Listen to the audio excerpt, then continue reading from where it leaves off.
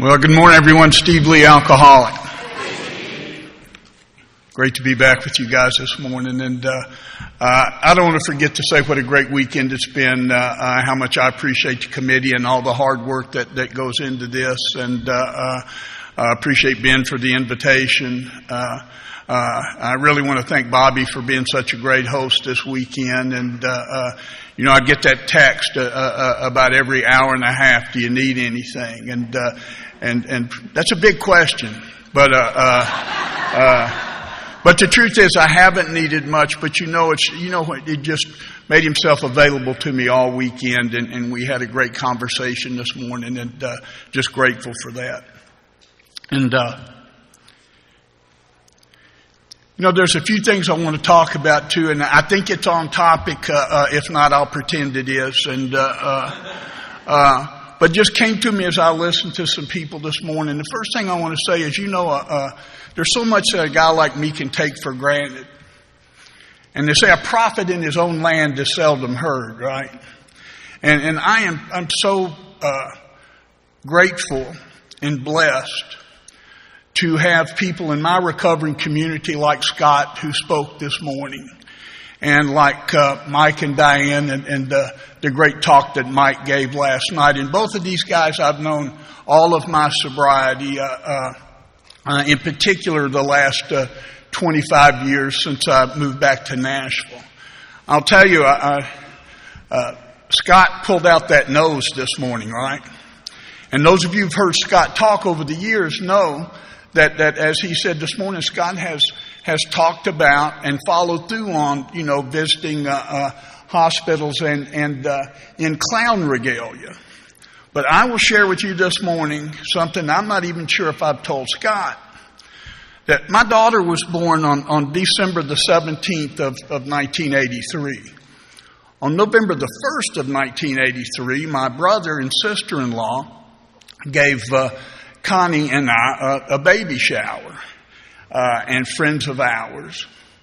And they recorded that. At the time, you're hoisting this big camera on your back, right? But we had video of this, VHS video. And Scott was my brother's next door neighbor. And they had an annual Halloween party in the cul-de-sac. And it seems that they also were filming that Halloween party on October the 31st of 1983, the day before this. And when I ran back years later, I had a friend of mine who we were going to look at that video of the baby shower. We ran it all the way back. The first 10 minutes of that is that Halloween party, and Scott is not sober yet.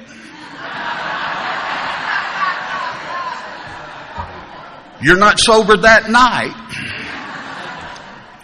He's in full clown regalia with a red nose and conducting interviews with a beer can as a microphone with the young kids.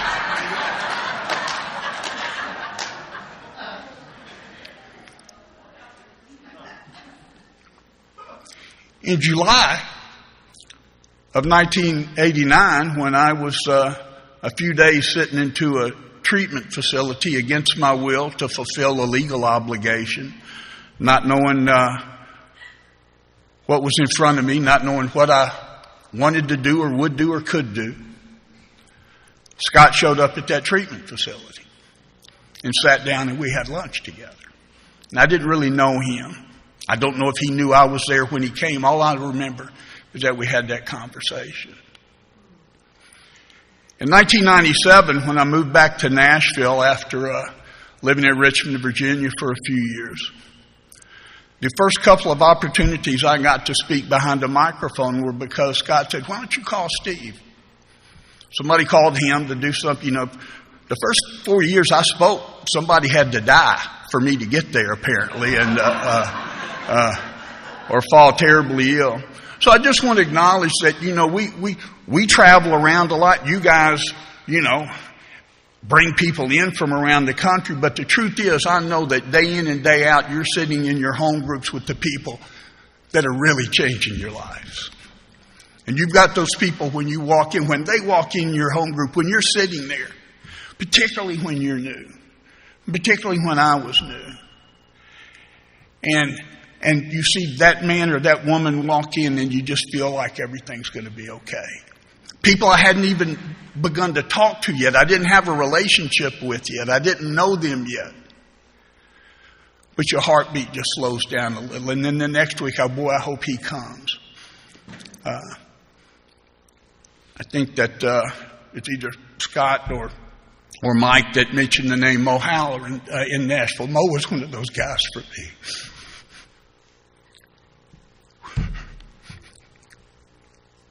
When you don't know how things are going to go, like I said, I don't even know what I want, but I just know when you're there, I feel better. A guy named Don P. has been mentioned a few times this weekend. Not because I remembered. I saw from a friend that texted this morning that today is actually the 17th anniversary of his passing in 2005. And we're talking about carrying this message, but the message isn't always an oral message. The message is much more about action. The message is much more about a feeling and an experience that gets passed between people. And Scott could tell us the date, I don't know, but there was Connie and I went to a little retreat in Nashville that Don and his wife Jackie came to and led, and I think 50 people were there. And at the end of that weekend, we had said our goodbyes, and Connie didn't know him. She gave him a hug as goodbyes. We will here, and I did likewise. We got in the car. We start driving home. And Connie began to weep. And she said, "There's something about that man." She says, "I don't know what it is." And we talked for a little while. And what we came up with was it wasn't the man. It wasn't the man that had touched us. The man was out of the way. And what an experience that was. And so many people have served that role for me over the years. We had another little men's retreat that Don was at. There were 25 of us men. And believe it or not, 25 people showed up for him to talk about the concepts all weekend. And I didn't give a flip about the concepts. I didn't leave there knowing any more about them than I showed up. I wanted to be with the guy. And of course, he did what he does, is he mostly just told stories. And in one of our breaks, the two things I want to share with you and then move on to more specifics. But in one of the breaks, there was a young guy there, a young guy named Matt. Matt was sober a few months, and he was excited to be sober. But there were some things that hadn't found their way back to him yet that he was hoping for and counting on, like his wife and kid and job. And he said, "But people in AA tell me to be patient, that everything happens in God's time." And Don said, "It's always God's time. God's ready the minute you are. Not necessarily to bring the wife and kids back. Not necessarily to provide these external things that we all hope find their way to us. But God's ready the moment you are for you to be okay right now as you are, as things are." And later on, this same young man, and see, this young man, by asking the questions that I couldn't ask, was giving me answers that I didn't know I needed. And he got so excited, he said, "Man, this being sober is so great." He said, "I'm going to live every day like it's the last day of my life."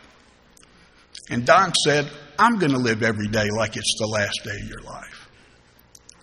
And I think the point there is that in the last day of my life, I want cake, cookie, and ice cream, right?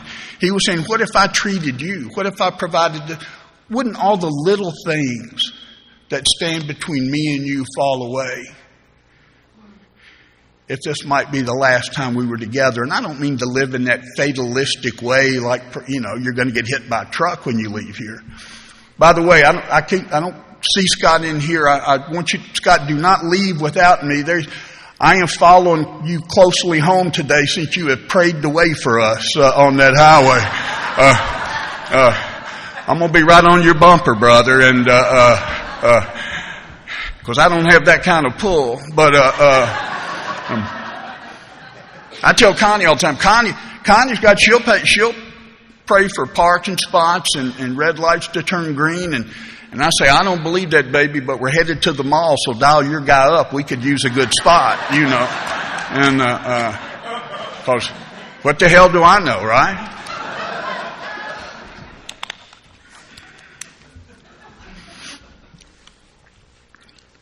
She read about this 12th step, and that 12th step comes with it starts with a declaration and then 2 calls to action, right?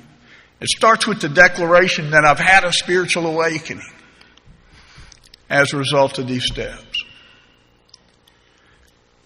Then I'm going to carry this message to other alcoholics and then practice these principles in all my affairs. Having had this spiritual awakening, what am I going to do with it?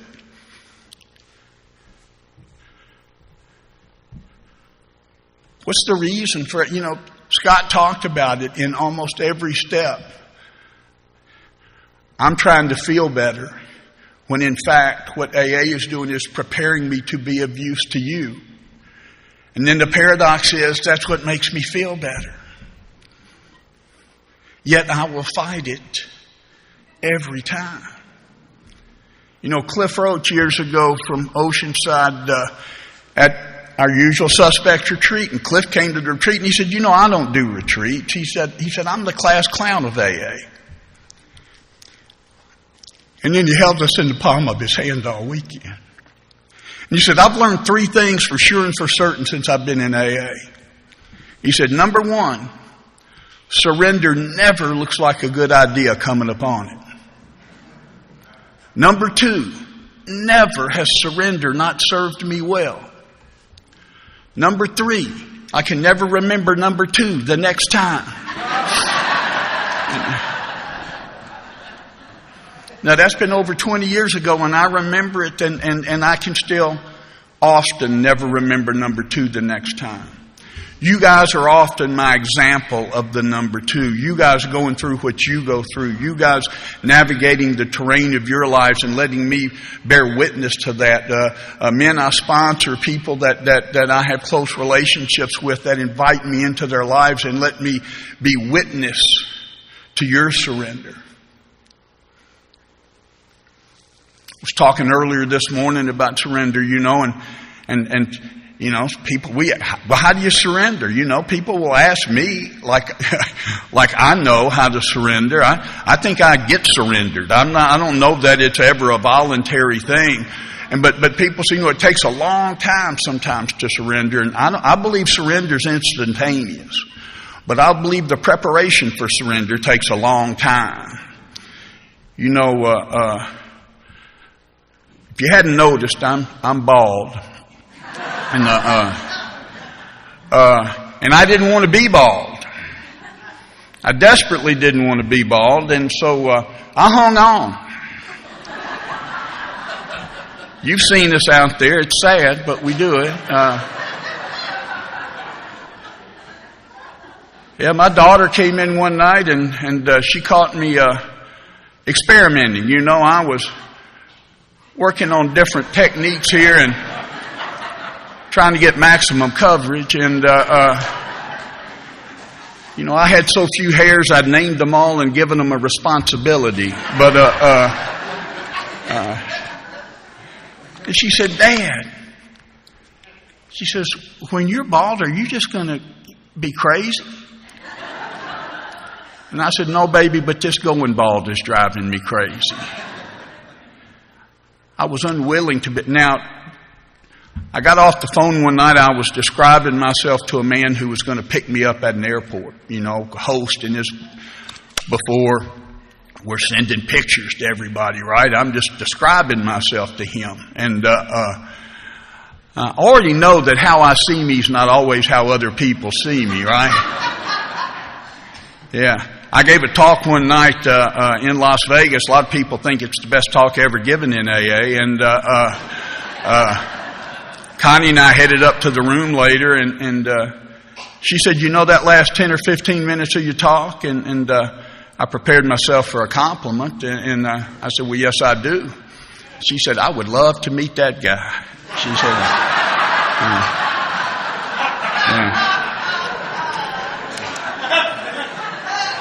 I wish you would bring him home sometime. But I'm describing myself to this guy, and I used the word balding. And I got off, and Abby, my daughter's just shaking her head. She went, "Dad, there is no ing." So I went up and shaved my head. Now this is what surrender looks like on me. But what I'll tell you, being bald has not been hard at all. Being unwilling to be bald was difficult. Resisting being bald while my hair was falling out was difficult. My hairline was not receding, it was in full retreat. But my daily life is littered with opportunities to surrender or resist, to wait. And it is the resistance that seems to always cause me the discomfort, not to surrender. This call to action, have I had a spiritual awakening? How do I know? So that's the first one. When I've come through these steps, whose real purpose is to fit me to be of maximum service to God and my fellows. How do I know if I've had this spiritual awakening? You know, we go all the way back to when Don was talking about the second step Friday night. And this erroneous on my part belief there that I had to believe and have trust in a higher power at the second step. And I did not. But it required an open-mindedness and a commitment that if I will follow the directions, just like my GPS, it's going to map it out, and I can't tell you how often I'm going somewhere, and it says, you know, turn left at the next light, and I'm going, that cannot be right. And I don't do it, and you know, and both God and my GPS are both gentle, you know, they go rerouting.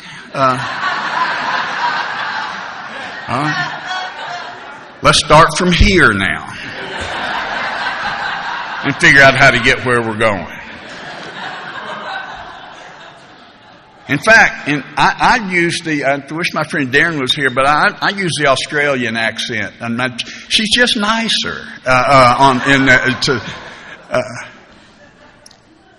Have I had a spiritual awakening? I didn't know if I would know one if I had it. I will tell you what it feels like to me today.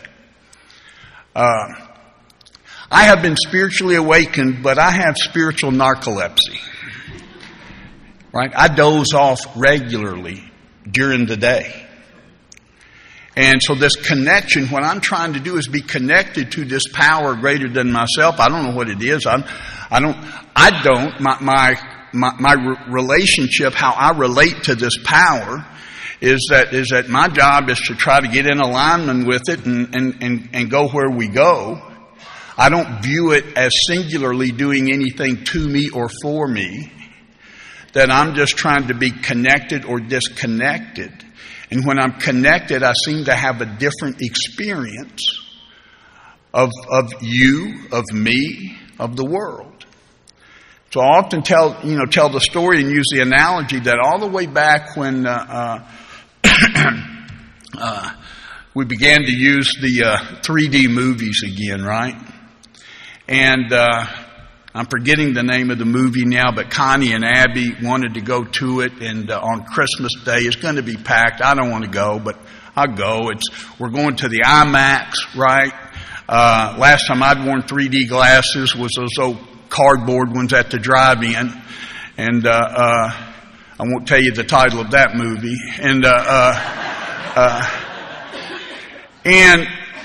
And we go, and then I get in this IMAX theater, and I put on these new high-tech 3D glasses, and I become fascinated with the technology. And I'm watching the screen, right? And I've got the glasses on, and then I take the glasses off and watch a minute. Then I put the glasses on. And when the glasses are off, nothing changes on the screen. It is the same movie. It is the same story. It is the same actors. Everything is the same, but my experience of it is diminished. Number one, it has moved from a three-dimensional to a two-dimensional experience. The colors aren't as vibrant. It's a little fuzzy because when you look at a 3D movie without the 3D glasses on, it's not as clear. So factually, nothing is different, but my experience is different. And I think when Chuck C talks about a new pair of glasses, that's the way I embrace that. When I take these glasses off, quite frankly, I couldn't pick the front row out of a lineup. I can barely tell the difference in Don and Sheldon down there. I mean, usually Don's the handsome one, but it's hard to tell right now. When I put the glasses back on, I realized I was wrong. Neither of them are very attractive.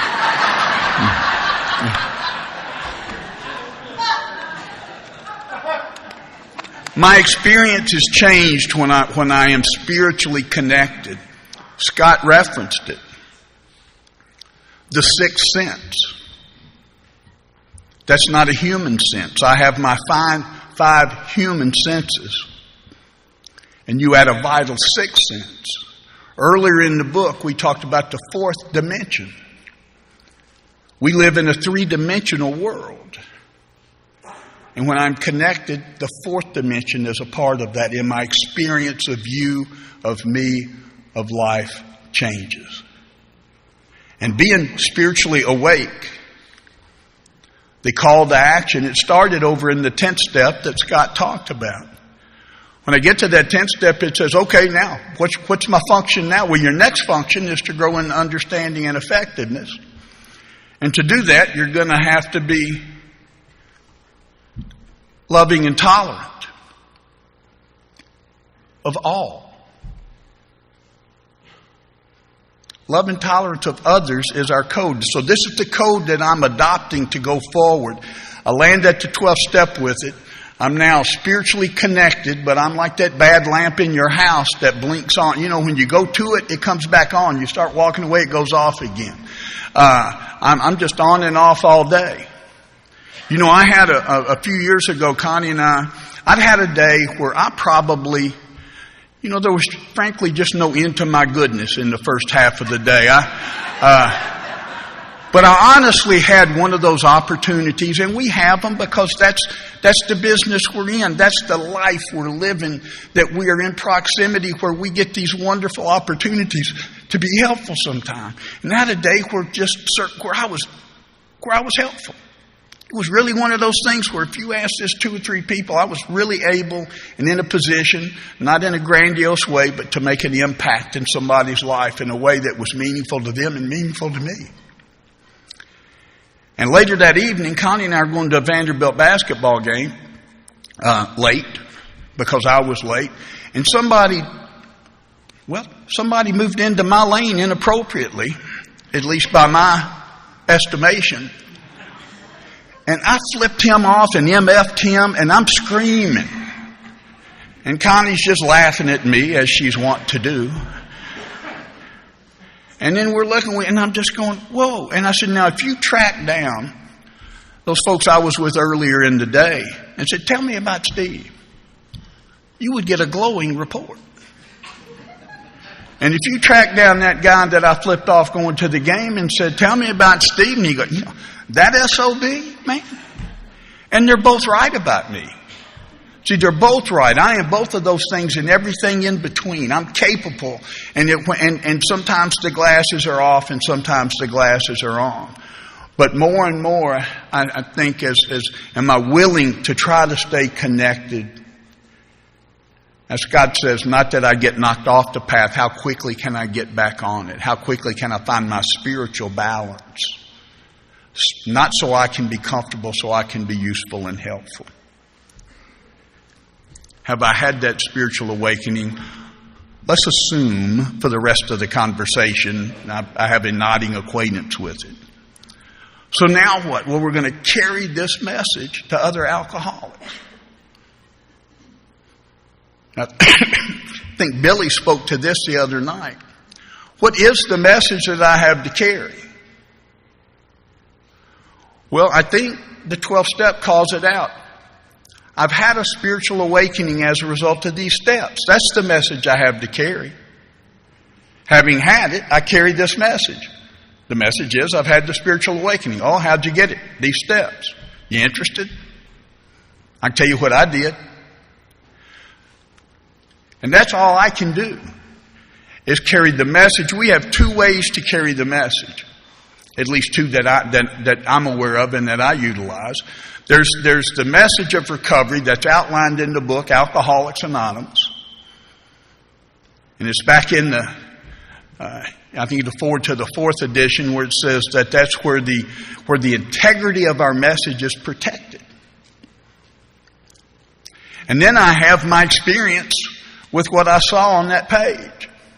And we say sometimes that we don't have opinions in AA, and that we shouldn't interpret the big book. We read the black on the page. Well, maybe I need to look up one of those words that guys have been talking about, but I think when I read the word, I have to interpret it. I have to look and go, what's it asking me to do? And I'm a believer that some of us can look at the same page and read the same words and have a slightly different experience. And I believe that's the good news, not the bad news. I believe that this is a spiritual document, that the information in the document does not change, but my relationship to the information changes regularly. I don't want to get so caught in a dogma that I don't have an experience. Look, I'm a big book guy. I love the big book of Alcoholics Anonymous, and I go to big book meetings. And if we break out in a big book trivia game later, there's a chance I'll be in the top 3 or 4. But I got to make sure that I'm not turning what should be a spiritual exercise into an intellectual or academic exercise. That I'm not trying to win. I have sat in my home group. Scott and I have been sitting in meetings together since 1997 at the backroom group. It's a big book study. And sometimes I have something to share in that meeting. And sometimes I got something I just can't wait for you to hear in that meeting. You know what I mean? You know when you're getting antsy in your seat, you go, oh, I got something good there. Oh, I'm about to drop some knowledge on them now. Yeah. Last week it killed over at the 449 meeting. I can't wait to bring it to these guys. Look, and that doesn't mean, by the way, what gets shared isn't as useful as when I think it's, I don't know where the information lands, but I know my experience is different when I'm sharing versus when I am having a look at me moment. And, or some would say, a look at me day and a half.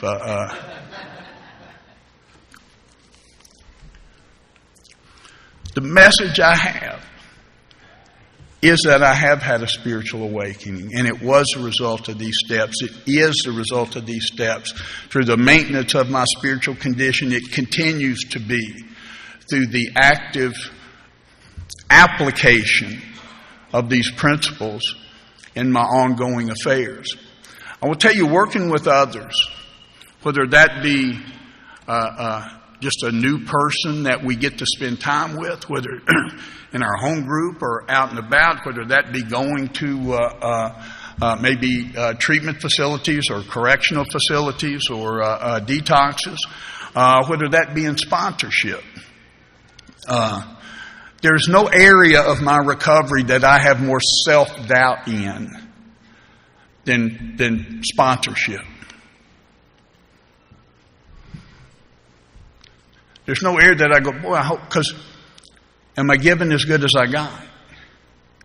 When am I making decisions that, I can couch a decision in your best interest, but it's really about my convenience.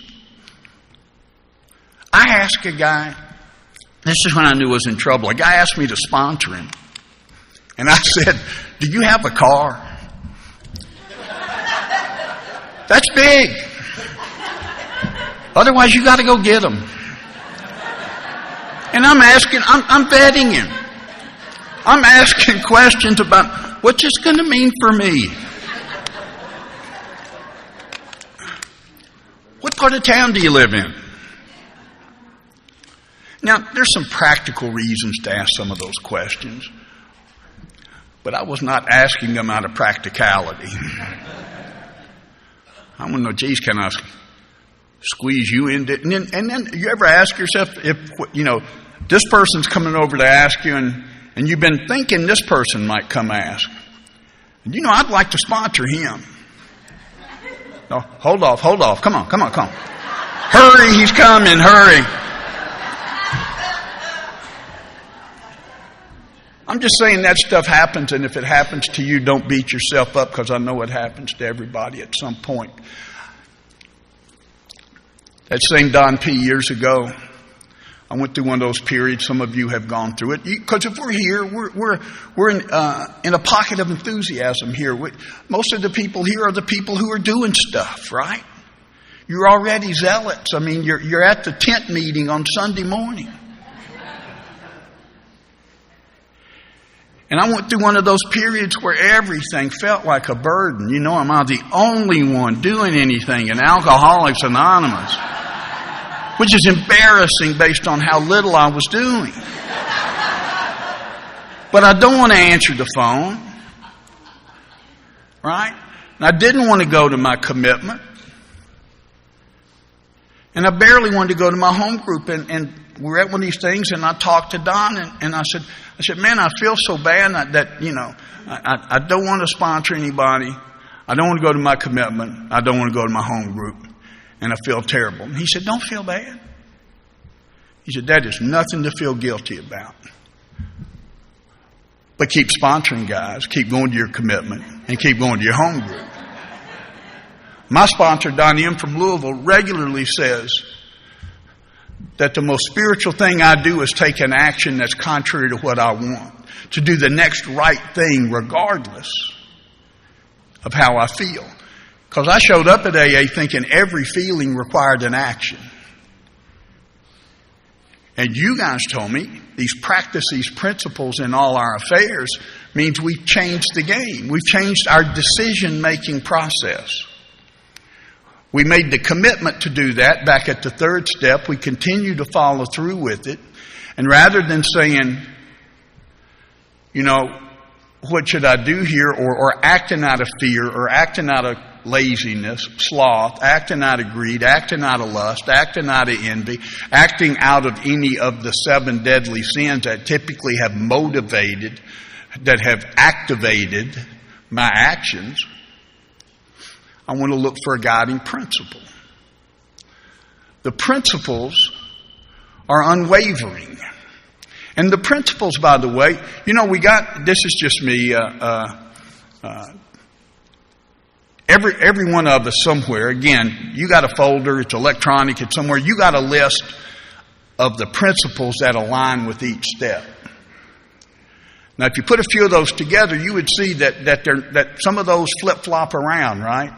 There's a whole variety of different principles that somebody else puts next to each of those steps. What I would suggest, at least as the 12th step is describing it, that the principles I am to practice in all my affairs is an adoption of the 12 steps as my design for living. And embodied and embedded in those are all of those things, is that honesty, that willingness, that open-mindedness, that perseverance, all of the one-word things that we clap on there. But it is saying, now these things you've done, now you're at 10, 11, and 12, let's put these, go live your life based on these principles, and not just part of your life, every aspect of your life.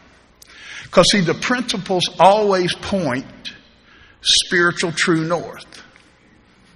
If you've got a compass and you're standing on a mountaintop, the compass points north. If you're down in the valley, the compass points north. If you're in the rainforest, the compass points north. If you're in the desert, the compass points north. Independent of the external circumstances, north is still north. And I would say that independent of my worldly circumstances that I'm trying to navigate through, if I will lean to the principles of Alcoholics Anonymous to guide my actions, independent of how I feel about those actions, they will always point me true north. It doesn't mean that the path will be easy. When we say and how it works, when those guys say, and I love, how it works, we read, my old sponsor Frank used to say it's the most read, least listened to piece of literature in Alcoholics Anonymous. And because we've heard it 1,000,000 times. But there's some real gems in there, and when it says that we beg of you, some of us tried to hold on to our old ideas. We beg of you to be fearless and thorough from the very start. My old ideas, my old decision-making process, they're saying adopt these principles. Some of us thought we could find an easier, softer way, but we could not. I misinterpreted that for years. That seemed to imply that AA is easy and soft. For me, it has been neither. It's just of all the possible ways, it's the easiest and the softest. Right? They tried, and they beg of us. Dude, Steve, trust us. We tried. We have tried everything. And we do that, right? We try everything but the steps. We try everything but walking through something. I mean, and that, I don't mean used to. Man, I'm tired of telling my AA story, but there's nothing easier than telling you what I used to be like. But man, telling you what I'm like now, really like, man, that's hard. It's hard to even know. 32 years later, like Cliff said, I forget number 2. I resist. I shortcut. I mean, not all the time. I don't mean to do. I only do it when it's absolutely necessary.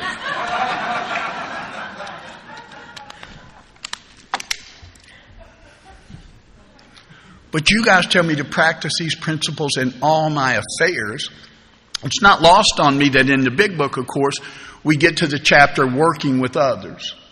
And it lays out wonderfully ways for us to make that approach and both to the individual and the family and ways to have those conversations and maybe when to bring the book in and maybe not lead with God but don't ever apologize for God I've been on 1 million real 12-step calls in the old days, and man, those are, never was I excited about going on one, but they're great fodder for conversation years later, and we've all had these unbelievable experiences, and our book says that they will be alternately comic, embarrassing, and tragic. And I've been to all. Mike and I were with a bunch of guys that I participated in about 12 years that we detox guys in hotel rooms. And we'd do 2-man teams for 4 hours at a time. You'd get a call. We had a call tree. A dear friend of ours, Greg, would be in charge of that call tree, and he would call. Nobody's getting sober at noon on a Tuesday, right? So it's never a convenient call. I pick up that phone at 11 o'clock, and Greg would go, how grateful are you? I go, come on, man. Play fair. He didn't say, hey, man, will you come? Can you come sit with this guy? He'd go, how grateful are you, Steve? Yeah. I heard that share at the home group. I'm sure you're on your way already. How grateful are you? Man, we did that, and, a handful of people maybe got sober, a bunch didn't, but the relationships with the other man that we were there with were just unbelievable. And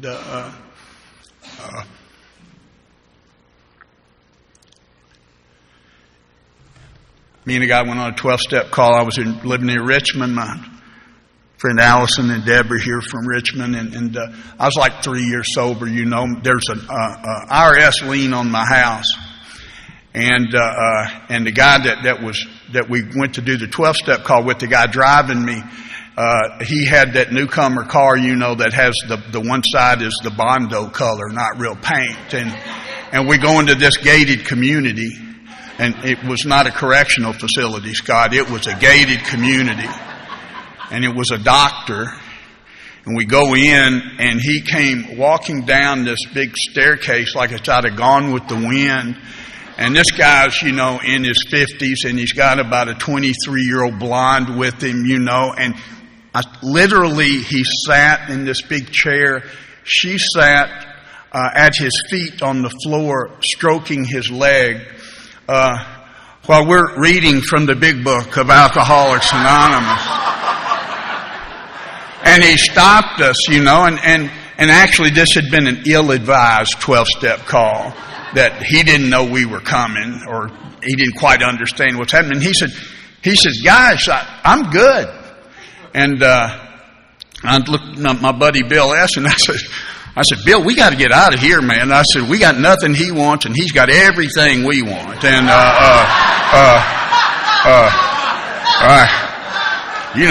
we're going out there praying his car will start. And we're in this $1 million home at the time, 1993.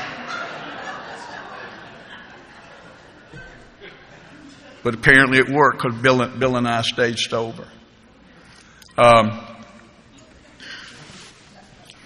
was about 6 months sober, and I went to my sponsor, Frank, and I said, Frank, I think practicing these principles in all my affairs is putting me at a competitive disadvantage in the marketplace.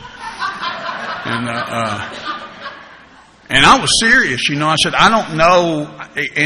And because, see, the way he said, Steve, if you're asking me, and I was in a sales job, a family business and sales job. He said, if you're asking me if you might lose a deal because you won't cut a corner here, or turn a blind eye to something, or entertain in a particular way, or stay committed to this. He said, yeah. Anecdotally, you're going to lose deals. He says, you, by the way, have no idea the number of people who have just quietly decided not to do business with you. He said, not necessarily because of your drinking, they just go, just not my kind of guy. We all know that, right? We all have people, I just don't have the right feel. And he wasn't promising me that if I'm a good AA doobie, that I will thrive in the workplace and become an executive in a Fortune 500 company. But he said, you will sleep at night. He said, you'll be comfortable with the man you see in the mirror in the morning. You'll never have to dodge anybody. And he says, and over time, the people that are supposed to be drawn to you in your life will be drawn to you in your life. And I believe that has happened. That's 32 years ago, and I will tell you that over the last 32 years, there's been over a dozen times when I thought my life was about to implode. Financially, I went bankrupt at 10 years sober. All of these things where you think you can't, because fear is the only thing that makes me a bad guy. I'm well intended, but fear will stop me. I would tell those lies. I lied so much the first couple of years I was sober.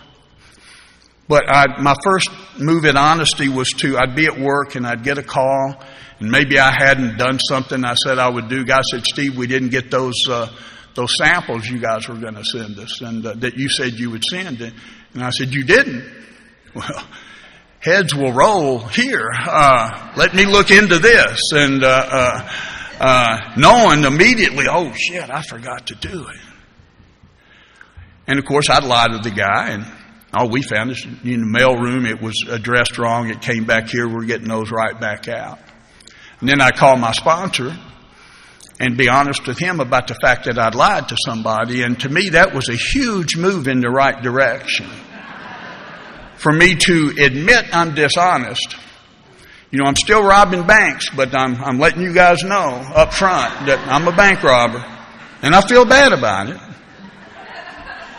I'm trying to quit. We do have a big job planned this weekend, but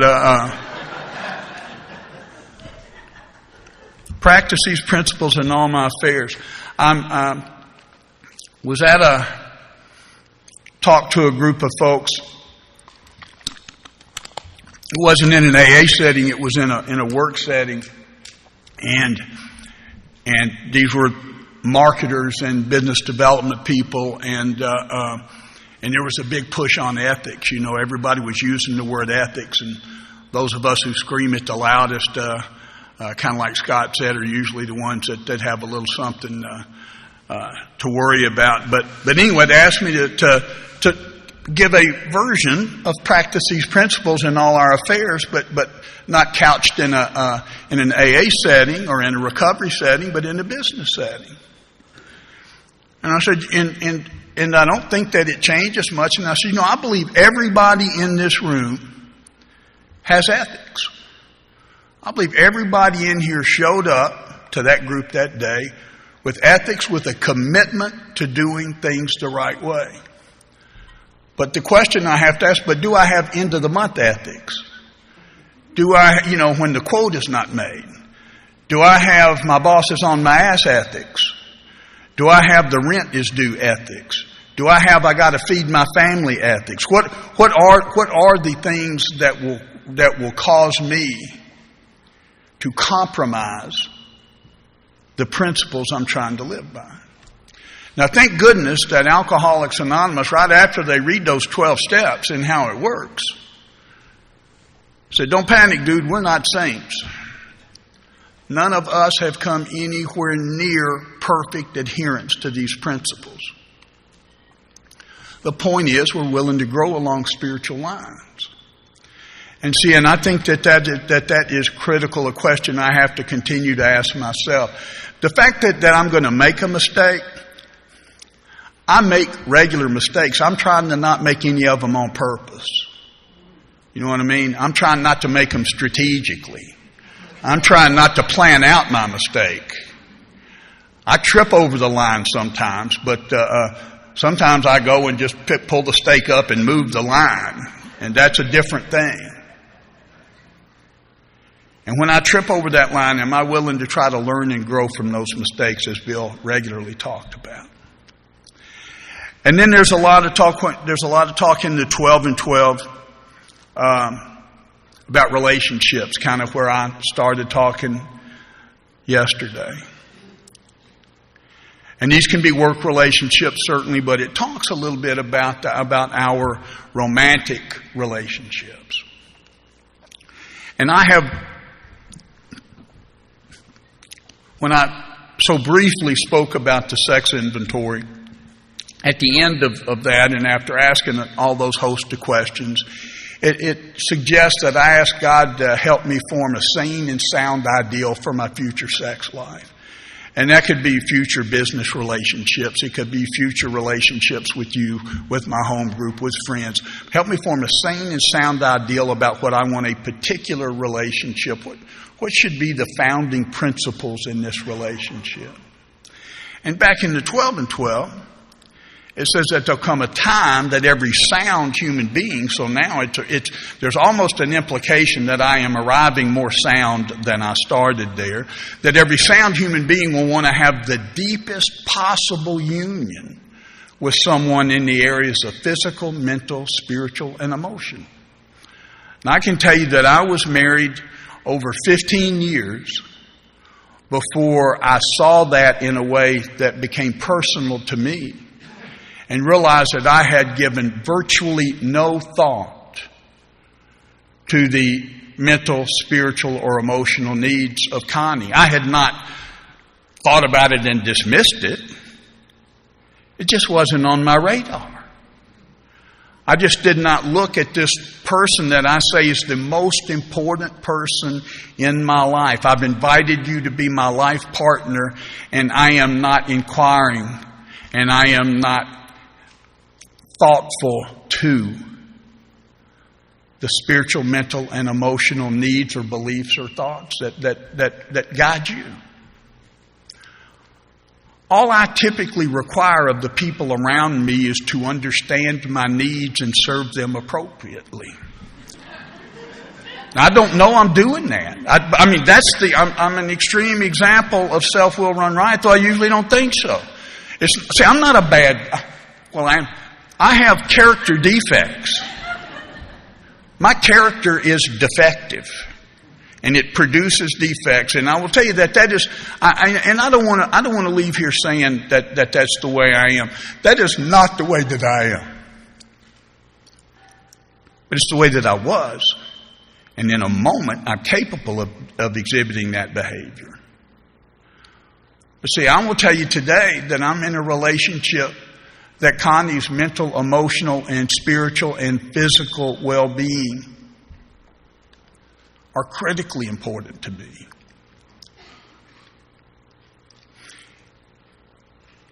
And likewise, her for me. I felt bad. I've had this respiratory thing. I felt bad all last week. I was coughing. I was sleeping on the couch. I didn't feel good. And Connie's on me. Would you go to the doctor? Go to the doctor. She's on me to go to the doctor. And I'm not a go to the doctor guy, and I'm if not literally, I'm figuratively, stiff-arming her. And she just grabbed me and she says, I love you. Would you go to the doctor? She wasn't nagging me. She said, I care about your well-being. And I want to be able to return that in favor and often do. So do I, and it talks about in that 12 and 12, and my sponsor Frank used to talk a lot about dominance and dependence. Is it fair in a relationship for me to be dependent upon you? And is it fair in that same relationship for me to likewise dominate certain aspects of it? And again, this could be all my affairs.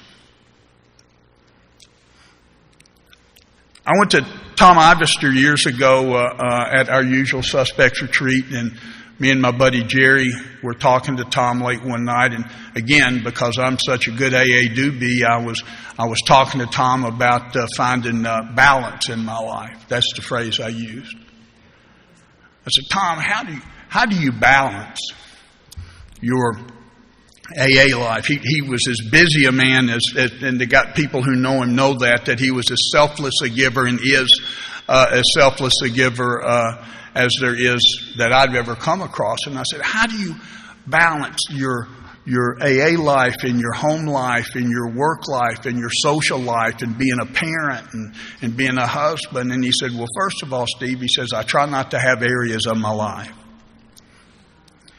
He said, but you're talking about time management. You're saying balance, but you're really talking about time management. And everybody's got to navigate some time management. He says, but when we talk about balance, we're talking about being spiritually balanced. And he says, if you are spiritually balanced, that will inform how you spend your time. And that may change day to day, week to week, month to month. He said, one week that's going to be you going to your home group business meeting or going to a district meeting or going to an AA commitment, and your wife and daughter are going to be home going, hey, what about us? He said, but the next week it might be you staying home with your wife and daughter when there's something going on and your AA buddies are going, hey man, I thought you were committed. I thought you were in AA. I thought you were an all the way in guy. And he said, you got to be spiritually balanced yourself to have the discernment to sort through that. And that will inform your time management aspect. Now, time can still be a challenge, but I understood the principle that he was offering me. I'm going to stop because it's time to stop, but I'm not done. As my friend Butch says, I could go on for a couple of more hours. I'd be alone, but I could do it. And listen, at the end of the 12 and 12, it says two things that have always attracted me, and in that last page and a half. And one of them, after the longest run-on sentence in AA, it says that these are the permanent and legitimate satisfactions of right living. And the correct implication of that statement is that I've spent most of my time unknowingly pursuing the temporary and illegitimate satisfactions of life. twice this weekend I've gone in that hospitality suite and had a donut. I love donuts. But I've never eaten a donut, including this weekend, that the minute I had the last bite of that donut, I didn't go, damn, I wished I hadn't eaten that donut. Why? Because once the donut is gone, there is no residual value. There's nothing lasting or permanent that's good for me about eating that donut. It tasted good. It was temporary. I enjoyed the process. But in truth, I was playing the short game, and in AA, you've told me to play the long game. This spiritual growth is the long game. Hang on for the permanent and legitimate satisfactions. And then it says, true ambition isn't what we thought it was. When we showed up at that First Step Friday night, when I'm the guy that shows up at AA the first time, what I'm trying to do is quit getting drunk and quit getting in trouble. In fact, if I thought I could quit getting in trouble while still drinking, I would have kept doing that. But quit getting drunk and quit getting in trouble. That's my goal. That's my ambition. If I navigate through these steps and land at that 12th step, it says true ambition is not what we thought it was. I was wrong. True ambition is a desire to live usefully and walk humbly under the grace of God. That's my ambition. It is a lofty ambition from which I often fall. But I'm committed to hanging out and playing the long game here in AA with you guys. Thanks so much for having me this weekend.